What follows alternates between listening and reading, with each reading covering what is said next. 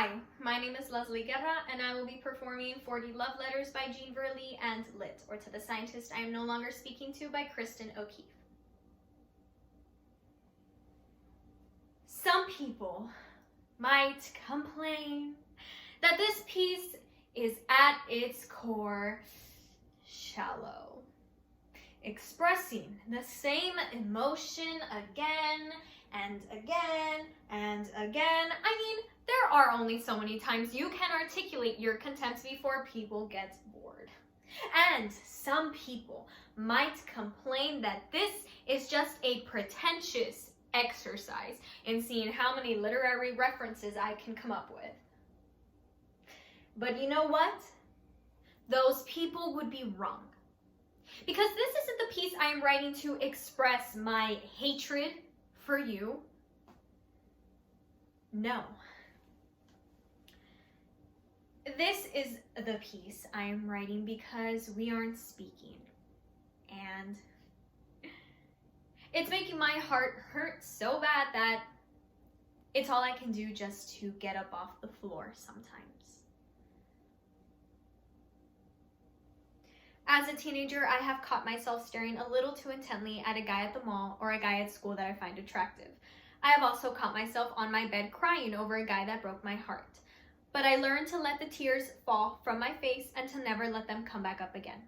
In 40 Love Letters by Verlee and Lit, or To the Scientist I Am No Longer Speaking To by Kristin Keefe, I realized that falling for someone is okay, and letting go of that person is even better. Dear Dennis, I still think of you. Dear Eric, you're just too young. Dear Patrick, you know, I said horrible things about you. Your teeth are fine. It's the rest of you I just don't like. Dear Jay, the bruises. They fell off, eventually. Dear Derek, there was no one thing.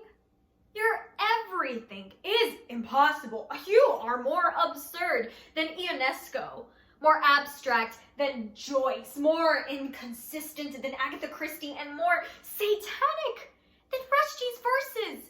You know, I can't believe I used to want to, Sappho, you. To Pablo Neruda, you. To Anais Nin and Henry Miller, you. But self-imposed illiteracy is not a turn-on. Dear John, I'll always love you. You were all there ever was. Dear Ethan, no. Dear Miguel, you once said that a man never forgets his first brunette. What color are my eyes? Dear Kevin, your kiss came too late. My lips were already dancing in the other room with John.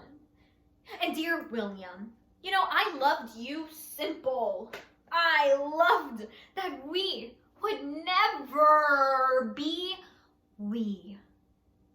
Dear Ryan, sex under the streetlight was a delicious accident.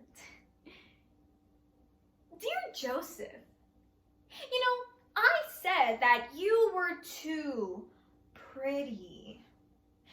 They said to try it anyway. Yeah, they're fools. Oh.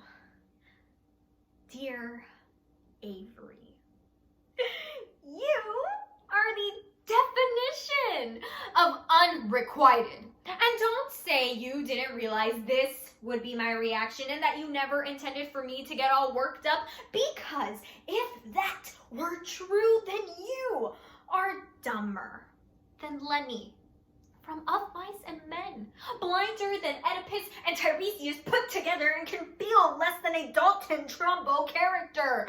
You put the dick in Dickens. But you don't even understand any of these references, do you, Avery? Because you don't read. You are a geology major. And you once told me that scientists don't read popular literature. We have more important things to do. Well, fuck you! You used to make fun of me for being a writer, saying scientists cure diseases. What do writers do?